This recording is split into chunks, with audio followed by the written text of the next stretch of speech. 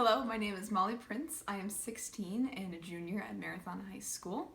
My family has done a lot of moving throughout their years. I was born in Michigan, but at the age of 3, for my dad's job, we moved down here to Marathon. And then at the age of 8, we moved to Ecuador for a year, which is in South America.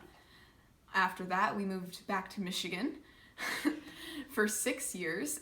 And finally, just recently, we moved back down here to Marathon. Which would be my 8th house to live in my lifetime, which is pretty crazy. Ever since I was a child, I've been very independent. I've always wanted to do things how I wanted to do it, and I was very strong-willed. My mom used to call me stubborn because I would want to tie my own shoes as a kid instead of letting her help me. But being independent is only one of the many, many things that define who I am. I'm also a Christian. When we lived down here, when I was younger, we would go to the Kirk of the Keys, and that's where the foundation of my faith was really built. I would go every weekend, and we would go and learn Bible stories and get the donuts from the church and run around in the back and learn about God and what He did and what He created. It was just amazing to me as a kid because I was always very creative. I always wanted to look for the beauty in everything around me. And so knowing as a child that all of this came from God, that the beauty and the nature of the flowers I picked was something that God put there for a reason, it was a great opportunity for me to be down there. When I was 8, we moved to Ecuador, as I mentioned just a minute ago. And that was one of the biggest changes I've had in my life, that I had in my life. We went there on mission to help build a school. My dad's an architect, and he spent the year helping design a new school for UECE, which was the only Christian school that was down there at the time. While we were there, my mom helped teach English to kindergartners. Me and my brother interacted with the kids that were down there. We did mostly online schooling, but also lots of classes with them. And it was one of the most amazing opportunities, one of the most amazing years that I've ever had in my entire life. It really changed me as a person and changed how I viewed myself and how I viewed the world around me. Another thing that defines me is I'm an athlete. When I was 3 years old, I started learning how to play basketball. Now I play 3 sports. I'm a triathlete, and I play volleyball, basketball, and track. Basketball is my main sport though, and I love it more than almost anything besides my family and my faith. It is one of the best things that has happened to me, to be able to play it no matter where we moved and no matter where we ended up. Basketball has been a part of my life ever since I can remember, and I'm very grateful for it. That does not stop though with the afternoons of practice and the weekends of games. After Irma in 2016, I wanted to do something to help Marathon because this is where I grew up.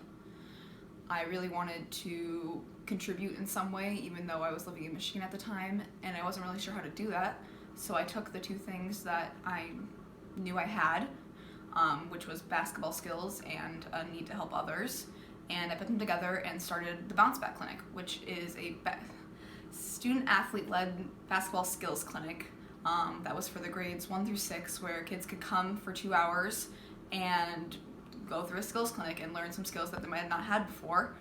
And it was run by me and some teammates, new and current. And we raised $2,000 for the Marathon Parks and Rec department down here. It was an amazing experience. It was truly just one of the best things, probably the proudest thing I've ever done in my life. I was able to help the community that had given so much to me as a kid and really helped me love the sport. And I continued it a year after, this time the funds going to Paradise in California, which was just absolutely devastated by the wildfires that were going on up there last year, or 2 years ago. and we raised $1,500 for their team, and that was, again, just an amazing experience. It was awesome to see my community come together to help me support my dream of helping others. It was kids lifting kids up, and that was the whole goal of my outside clinic. It was my favorite thing. I'm also very creative. Ever since quarantine, I've really taken an interest in doing art and other things like that. I was drawing a lot. I had a lot of opportunities to draw and develop myself as an artist over quarantine, and recently I got a computer, which means that I had a chance to try out digital art and animation, which was really cool for me. It was a new experience, especially since I'd always really focused my creative side on writing and expressing myself through that. But it was a great experience, and I still go to art for most of my creative outlet. Within the next 5 years, I will have graduated high school and be moving on to the next phase of my life, which is exciting and nerve-wracking all at the same time. I will be going to college somewhere in Florida on an athletic scholarship, hopefully, for basketball. And I'm not really sure which direction I want my life to go quite yet. As far as my degree, I've been considering maybe being a pilot or going into coaching or something to do with the sports department. But I know that I want to play basketball in college, and I want to really develop myself as a person while I'm there. 5 years is a long time, and even then I will still be in my early 20s. I have a long life ahead of me, but I am really excited for what is to come. There have been many things that have shaped me throughout my lifetime. One being the Ecuador trip that I took when I was a kid that I mentioned before, and another being my parents.